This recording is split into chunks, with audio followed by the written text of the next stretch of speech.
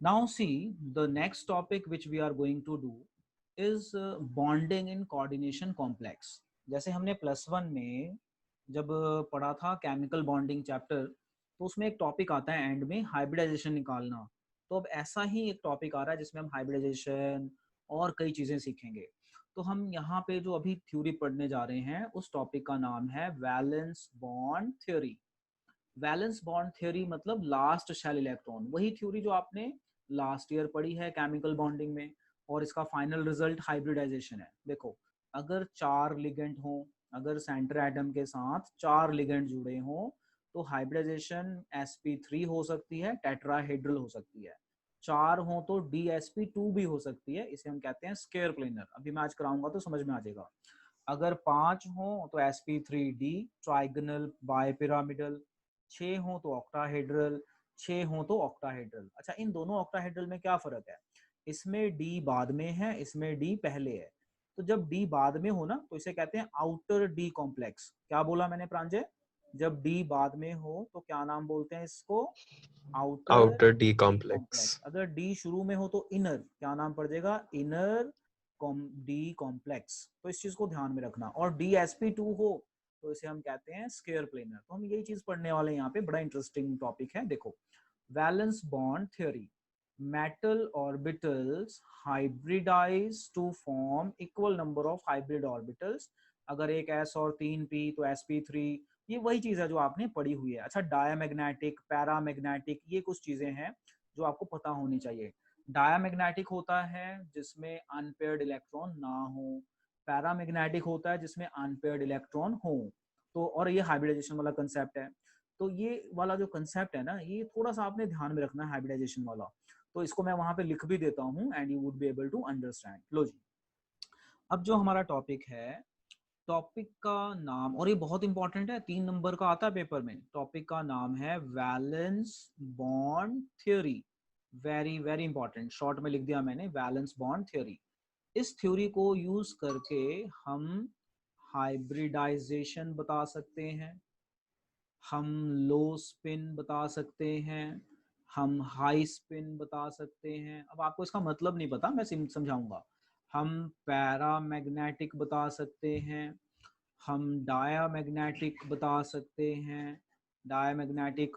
और हम इसमें कलर की भी बात कर सकते हैं, कलर की बात भी कर सकते हैं। और हम इनर डी का भी बात कर सकते हैं, इनर डी, और आउटर डी कॉम्प्लेक्स। अब मैंने यहाँ पे इतनी सारी चीजें बता दी कि कई बच्चे सोच रहे होंगे कि मैंने तो सिर्फ हाइब्रिडाइजेशन ही पढ़ा है, बाकी तो मुझे कुछ याद ही नहीं है। लो मैं समझाता हूँ, जरा समझना। हाइब्रिडाइजेशन में जैसे sp3 हाइब्रिडाइजेशन हो गई, या dsp2 हो गई, या sp3d हो गई, या sp3d2 हो गई, d कहीं पे भी हो। sp3 होगी तो इसे हम कहते हैं टेट्राहेड्रल। बेटा मेरे साथ साथ ड्रॉ कर लेना। dsp2 अगर हाइब्रिडाइजेशन आ जाए तो इसे हम कहते हैं स्क्वायर प्लेनर। ये आ जाएगा समझ में। sp3d हो जाए तो trigonal bipyramidal, trigonal bipyramidal. और इसका आ जाए तो ऑक्टाहेड्रल, ऑक्टाहेड्रल। अब ये हमें हाइब्रिडेशन का तो पता चल गया कि अगर ऐसा ऐसा आए तो ऐसा करेंगे।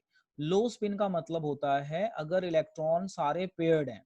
मान लो आपने कोई कन्फिग्रेशन लिखी, सारे इलेक्ट्रॉन पेयर्ड हैं तो उसे बोलेंगे लो स्पिन। अगर इलेक्ट्रॉन पेयर्ड नहीं है, अनपेयर्ड है, तो उसे बोलेंगे हाई स्पिन। पैरामैग्नेटिक होता है अपना अनपेयर्ड इलेक्ट्रॉन। डायामैग्नेटिक होता है अपने इलेक्ट्रॉन अनपेयर्ड नहीं होंगे। कलर, जितने भी पैरामैग्नेटिक कॉम्प्लेक्स होते हैं वो मोस्टली कलर्ड होते हैं, जितने भी पैरामैग्नेटिक कॉम्प्लेक्स होते हैं वो मोस्टली कलर्ड होते हैं। इनर डी कॉम्प्लेक्स, जैसे ये डी बाद में आ रहा है ना, ये डी बाद में, तो इन्हें कहते हैं आउटर डी कॉम्प्लेक्स। अगर आपकी हाइब्रिडेशन ऐसे आ जाए dsp3 या d2sp3, तो डी पहले आ गया ना, तो अगर आ जाए तो शेप तो यही बनेगी, ट्राइगोनल बाय पिरामिडल, बट इसका नाम हो जाएगा इनर डी कॉम्प्लेक्स। तो आई गेस आपको भी समझ में आ गया। अब क्वेश्चन ये है कि चलो ठीक है कि जो आप सर बता रहे हो ठीक है, बट हम ये पता करेंगे कैसे, क्वेश्चन कैसे आएंगे? ये बड़ा इंटरेस्टिंग क्वेश्चन है कि इसके ऊपर क्वेश्चन कैसे आएंगे और हम वो क्वेश्चन को पता कैसे करेंगे। हाँ, उसको करने के लिए हमें एक टॉपिक और करना पड़ेगा, आप साथ के साथ नोट कर लीजिए। उस टॉपिक का नाम है स्पेक्ट्रोकेमिकल सीरीज, क्योंकि हमें अगर वैलेंस बॉन्ड थ्योरी यूज करनी है, लास्ट शेल इलेक्ट्रॉन यूज करने हैं, तो हमें एक और चीज पता होनी चाहिए, उसका नाम है स्पेक्ट्रोकेमिकल सीरीज। आपको याद है आपने छोटी क्लासेस में ना रिएक्टिविटी सीरीज पढ़ी है, तो रिएक्टिविटी सीरीज क्या थी? Arrangement of metals in the decreasing order of the reactivity.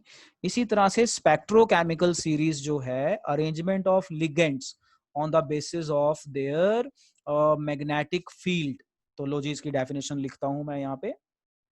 Spectrochemical series, it is the arrangement, it is the arrangement of ligands in the increasing order of field strength, field strength of ligands। ठीक है, तो इसमें जो order है वो order इस तरह से है, आई नेगेटिव, बी आर नेगेटिव। अच्छा, याद नहीं रखना आपको इतना, मैं लिख के दे रहा हूं, just keep in mind. C L negative, O H negative, O X, it should be O O X, फिर आपका आ जाता है H2O, फिर आपका आ जाता है NH3, फिर आपका आ जाता है, सॉरी ये ना मैंने ये गलती लगा दी है, इंक्रीजिंग ऑर्डर में है ना, तो ये मैंने इंक्रीजिंग ऑर्डर दिखाना डिक्रीजिंग दिखा दिया, ये ऐसे, ये सबसे कम, ये इस तरह से बढ़ रहा है। H2O, NH3, फिर आपका आ जाता है CN and CO। CO is carbon monoxide. तो ये ना increasing order of field strength है। अच्छा, फील्ड स्ट्रेंथ का मतलब होता है इलेक्ट्रॉन को रिपेल करना। फील्ड स्ट्रेंथ का मतलब क्या होता है? इलेक्ट्रॉन को रिपेल करना। ऐसे सिंप्लीफाइड वर्जन में बता रहा हूँ। जैसे इन्हें ना, जैसे ये स्ट्रॉन्ग फील्ड लिगेंड है, तो अब यहाँ से ये जो तीन है, ये तीन हमारे स्ट्रॉन्ग फील्ड लिगेंड है, कीप इन माइंड। तो यहाँ से हमें ये पता चला कि स्ट्रॉन्ग फील्ड लिगेंड्स कौन से होते हैं, जो स्पेक्ट्रोकेमिकल सीरीज में सबसे लास्ट में होते हैं, ये बहुत स्ट्रॉन्ग फील्ड लिगेंड है। इसको आप ऐसे समझो, जैसे मान लो स्कूल में बहुत सारे टीचर होते हैं, मोस्टली बच्चे ना अपने मैथ्स वाले टीचर से डरते हैं, उनको देखते ही ना आधे बच्चे तो डर जाते हैं। या मान लो कोई भी टीचर हो सकता है, मैंने एग्जांपल मैथ की दे दी, मान लो कोई भी XYZ टीचर है। तो स्कूल में क्या होता है कि कुछ टीचर ऐसे होते हैं जिनको देखते ही ना बच्चे डर जाते हैं और एकदम सेट हो जाते हैं, मतलब जहां पे बैठना चाहिए वहां पे बैठेंगे, जौन सी कॉपी खोलनी चाहिए खोल लेंगे। तो ऐसे टीचर्स को कहते हैं स्ट्रॉन्ग फील्ड लिगेंड। यानी स्ट्रॉन्ग फील्ड लिगेंड वो होते हैं जो बच्चों को रिपेल कर देते हैं और जहां पे होना चाहिए वहां पे भेज देते हैं। अच्छा, कुछ टीचर ऐसे होते हैं जिनको बच्चे देखते ही ना फ्रेंड समझते हैं, जैसे और सर क्या हाल है ना, और सर मुझे ये वाला टॉपिक करा दो, मतलब बिल्कुल पास जाके डरते नहीं है, उनसे पूछते हैं, वो होते हैं वीक फील्ड। तो मैं ना यहाँ इन बिटवीन में आता हूँ, मैं बहुत वीक में तो नहीं आता, बहुत स्ट्रांग में भी नहीं आता, इन बिटवीन में आता हूँ। मैं ऐसे एग्जांपल दे रहा हूँ अपनी। तो ऐसे ही ये लिगेंड्स होते हैं। लिगेंड्स क्या होते हैं कि कुछ लिगेंड्स वीक फील्ड होते हैं, यानी जो इलेक्ट्रॉन्स को रिपेल नहीं करेंगे, और कुछ होते हैं मीडियोकर, और कुछ होते हैं बहुत ज्यादा। तो आपको इसमें स्ट्रॉन्ग वाले याद करने हैं। तो नोट लिखो अभी कॉपी में, नोट में हेडिंग डालो, the ligands having strong field. ये बहुत जरूरी है, ये हमें चाहिए होगा, very very important, very important. लिखो जी नोट में, ligands having strong field strength, ligands having strong field strength। Pranjay बोलो कौन कौन से लिगेंड हैं? NH3, CN CN एंड और कार्बन CO। मोनोऑक्साइड। तो ये याद कर लो, ये तीन। वैसे EN भी होता है, बट ज्यादातर ये दो यूज होते हैं, ये कभी कभी यूज हो जाता है। तो अब आपको याद रखना है। अब प्रांजय मुझे ये बताओ, स्ट्रॉन्ग फील्ड स्ट्रेंथ का मैंने क्या मतलब बताया? क्या मतलब बताया मैंने स्ट्रॉन्ग फील्ड स्ट्रेंथ का? मैंने ये सर मतलब जो बताया, जो इलेक्ट्रॉन इलेक्ट्रॉन्स को रिपेल कर दे, मतलब दूर कर दे रिपेल अपने से। करते हैं। हाँ, अपने से दूर कर दे, बस। ये दूर का मतलब क्या है, ये मैं आपको समझाता हूँ क्वेश्चन की फॉर्म में।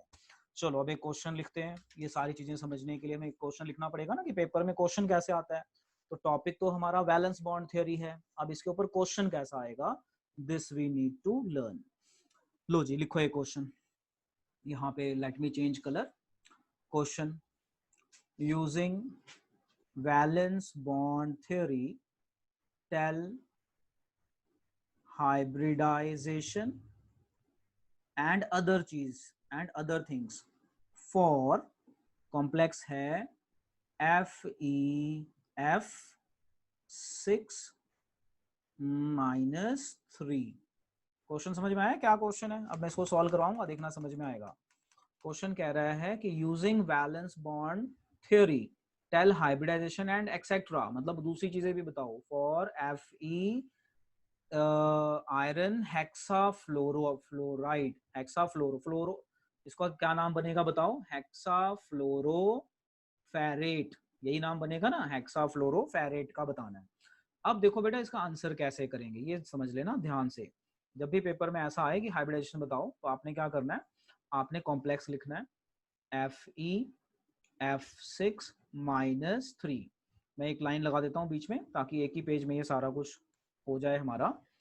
अब मैं इसको x मान लूंगा, ये -1, तो x - 6 = -3, तो x = +3, यानी आयरन का चार्ज आ गया +3। अब मैं लिखूंगा Fe+3 और आयरन का एटॉमिक नंबर कितना होता है? 26। अब मैं कन्फिग्रेशन लिखूंगा 1s2 2s2 2p6 3s2 3p6 4s2 3d6। अब मुझे 3 इलेक्ट्रॉन निकालने भी हैं, तो जब मुझे 3 निकालने हैं तो ये मैं हटा दूंगा यहाँ से, क्योंकि 4s तो 0 हो गया और 3d5 हो जाएगा। प्रांजय बोलो ठीक लिखा है कि नहीं? बोलो। Yes sir. 4s है ना, क्योंकि +3 है, तो +3 मतलब मैंने 3 इलेक्ट्रॉन निकाल दिए, तो 4s 0 हो गया, डी में से ये, क्योंकि 3 निकालने। यहाँ तक समझ में आया सबको कैसे करना है? तो जब भी आपको कोई कंपाउंड देंगे आप उसका कन्फिग्रेशन बनाएंगे, क्योंकि वैलेंस बॉन्ड थ्योरी है, वैलेंस मतलब लास्ट शेल इलेक्ट्रॉन, तो हम इसके लास्ट शेल उठा लेंगे। देखो कैसे उठाएंगे लास्ट शेल, हमारा 3d 4s 4p, मैंने ऐसे लिख दिया, आप देख लो सीक्वेंस देख लो, पहले 3d लिखना है हमेशा, फिर 4s, फिर 4p, कन्फिग्रेशन ऐसे लिख दी। उसके बाद ये सीक्वेंस है लिखने का, 3d 4s 4p, इस तरह से लिखना है। अब d में कितने ऑर्बिटल होते हैं याद है? केमिकल बॉन्डिंग यूज हो रहा है, 1 2 3 4 5। s में एक ऑर्बिटल होता है, और p में कितने ऑर्बिटल होते हैं? 3। ध्यान से देखना मैं कैसे कर रहा हूँ, और मुझे रोक लेना कहीं पे दिक्कत आए।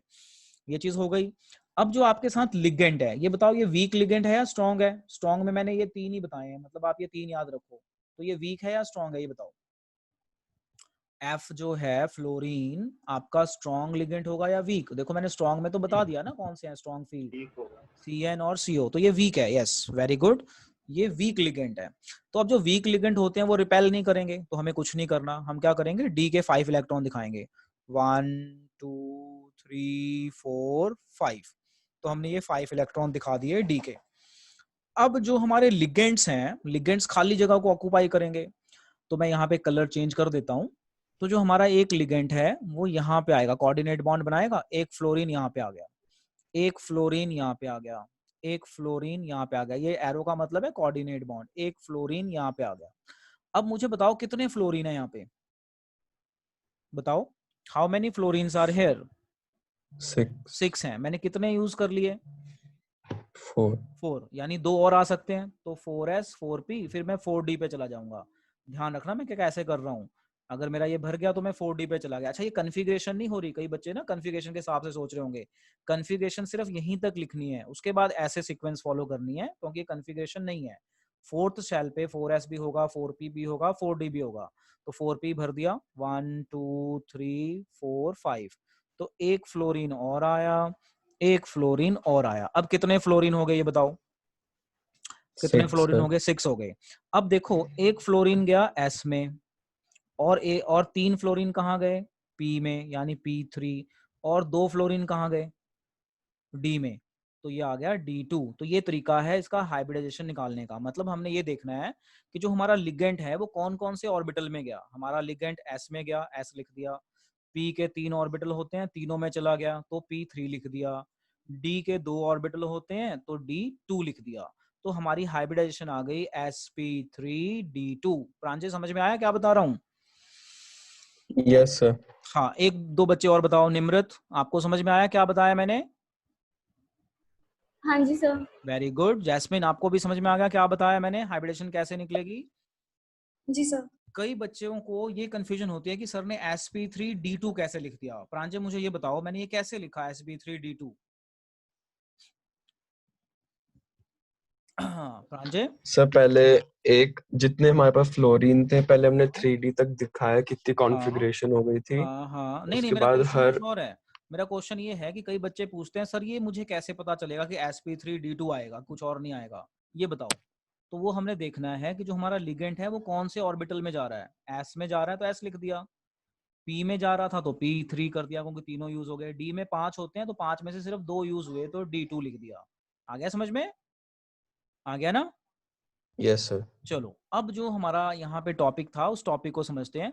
क्वेश्चन था हाइब्रिडाइजेशन बताओ, तो अब हमारा आंसर आ गया कि हाइब्रिडाइजेशन आ गई। हाइब्रिडाइजेशन हाइब्रिडाइजेशन आ गई sp3d2 ऑक्टाहेड्रल। ऑक्टाहेड्रल और भी चीजें बताते हैं। अब ये अनपेयर्ड है ना, ये सारे अनपेयर्ड है ना, देखो डी अनपेयर्ड है कि पेयर्ड है, ये बताओ जल्दी बोलो।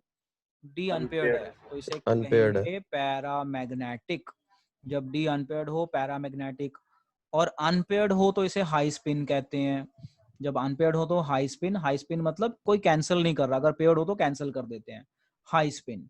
इनर डी है या आउटर डी कॉम्प्लेक्स है? आउटर। Outer D complex. तो पेपर में ना कुछ भी पूछें। अच्छा, और ये कलर्ड होगा। कलर्ड कैसे होगा? जब भी अनपेयर्ड इलेक्ट्रॉन हो ना तो इलेक्ट्रॉन एक्साइट हो सकते हैं, तो याद रखना ये कलर्ड होगा। तो वैलेंस बॉन्ड थ्योरी यही तो बताती है। आपको अगर ध्यान हो तो मैंने ये बताया था कि हम वैलेंस बॉन्ड थ्योरी को यूज करके क्या क्या बता सकते हैं। Hybridisation, low spin, high spin, paramagnetic, diamagnetic, outer है या इनर है। तो वही तो मैंने यहाँ पे बताया आपको पूरा अच्छे से सॉल्व करके, यही तो बता रहा हूँ जो आप देखो समझ पाए हैं यहाँ पे।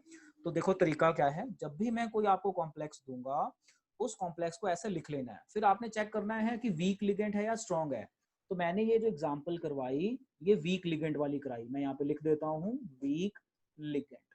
अब मैं एक एग्जांपल कराऊंगा स्ट्रॉन्ग लिगेंड की, फिर मैं आपको दूंगा एक करने के लिए, फिर मैं देखता हूँ आप उसको किस तरीके से कर पाते हैं। लो जी, अब मैं एक क्वेश्चन दूंगा जो होगा हमारा स्ट्रॉन्ग लिगेंड से रिलेटेड, और टॉपिक यही है कि वही चीजें फाइंड करो, सारी चीजें बताओ।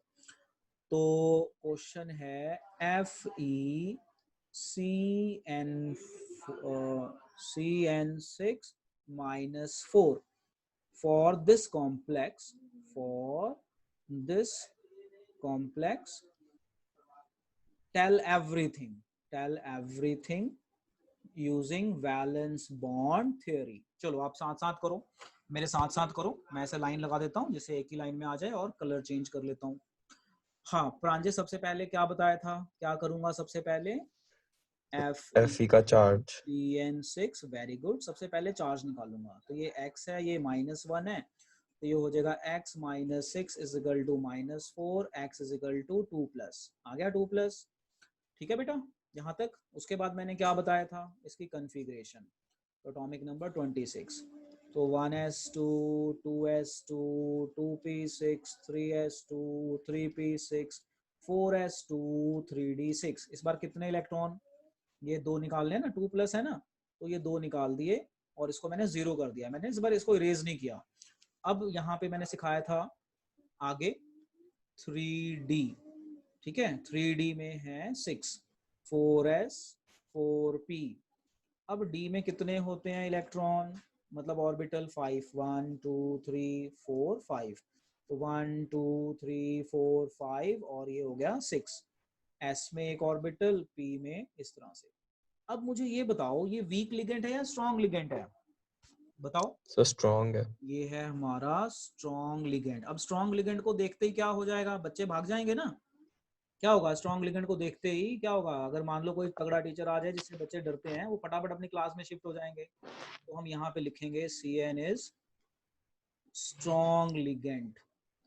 इलेक्ट्रॉन रिपेल होएगा, इलेक्ट्रॉन रिपेल होएगा एंड पेयरिंग हो जाएगी। इलेक्ट्रॉन रिपेल होगा और pairing will occur, pairing will occur. अब जरा समझना मैं क्या कह रहा हूँ, स्पेल मिस्टेक हो जा रहे हैं। अब देखो क्या होगा, 3d6, ध्यान से समझना क्या होगा। 1 2 3 4 5, देखो कितने इलेक्ट्रॉन थे, 6 थे ना, तो ये डर के मारे ना ऐसे पेयर कर लेंगे।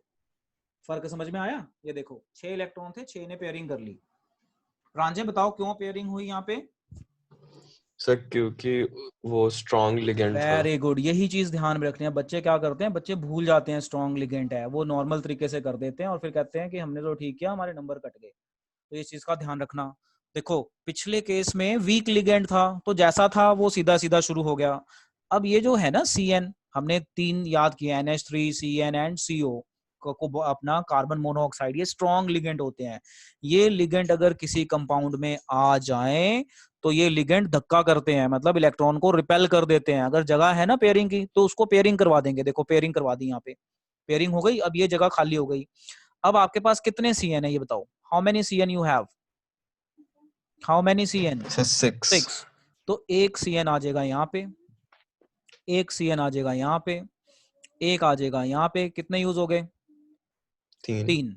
अब एक आ जाएगा यहाँ पे, एक आ जाएगा यहाँ पे। इसी तरह से दिखाना जैसे मैं दिखा रहा हूँ एरो लगा के, एक आ जाएगा यहाँ पे। अब मुझे इसकी हाइब्रिडेशन बताओ, आप बताओ sir Pranjay. D2 very good, D2sp3। D2sp3। अब मेरा एक क्वेश्चन है जो और बच्चों का होता है कि आपको कैसे पता चला D2 पहले आएगा, ये बताओ आपको सर क्योंकि वो प्रांजय। पहले क्योंकि फिल डी हुआ। पहले ही आ रहा है, यस, क्योंकि डी में पहले जा रहे हैं, यस। डी में 2 गए, एक एस में गया, पी के तीनों यूज हो गए, तो हाइब्रिडेशन पता चल गई। तो ये ऑक्टाहेड्रल, ऑक्टाहेड्रल। अच्छा लो स्पिन या हाई स्पिन ये बताओ, अनपेयर्ड है या पेयर्ड है? यहाँ पे देखो पेयर्ड है। सर पेयर्ड हो अनपेयर्ड भी तो है। नहीं नहीं, इधर नहीं देखना, ये देखना है ना आपका जो मेन है, इधर देखना, इधर नहीं देखना, इस साइड पे नहीं देखना। आपका फाइनल रिजल्ट ये है जहां से हाइब्रिडेशन आई है, तो फाइनल को देखो। ये है ना, तो अनपेयर्ड है ही नहीं यहाँ। ये एरो का मतलब जो है ना, एरो का मतलब है कोऑर्डिनेट बॉन्ड, कोऑर्डिनेट मतलब 2 इलेक्ट्रॉन होता है। तो ये है आपका लो स्पिन, जब सारे पेयर्ड हो ना तो लो स्पिन। अच्छा कलरलेस होगा क्योंकि अनपेयर्ड नहीं है, तो कलरलेस। डायामैग्नेटिक होगा।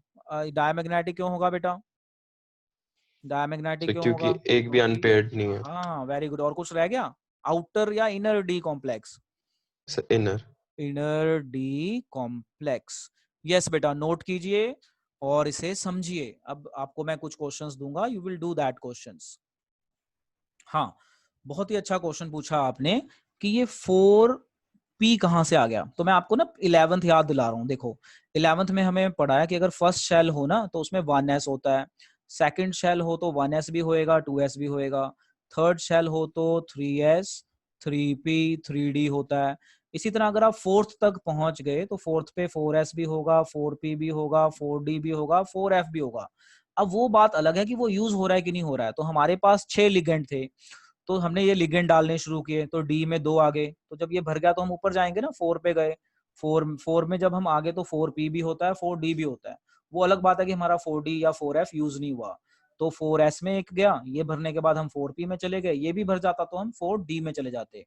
आगे बेटा समझ में? कि ये कई बच्चे पूछते हैं कि ये कॉन्फ़िगरेशन में 4s तक तो ठीक है, ये 4p कहाँ से आप ला रहे हो? तो अगर हम फोर्थ शेल पे पहुंच गए तो हमारे पास ये भी ऑप्शंस हैं। वो अलग बात है वो यूज होती हैं कि नहीं होती। हाँ बेटा बोलो, समझ में आ गया Kartik? Kartik? Yes sir. Very good, very good, बहुत अच्छा क्वेश्चन था बेटा। ये कई बच्चे पूछते हैं, ये क्वेश्चन मेरे माइंड में नहीं आया, नहीं तो मैं तो खुद ही बता देता।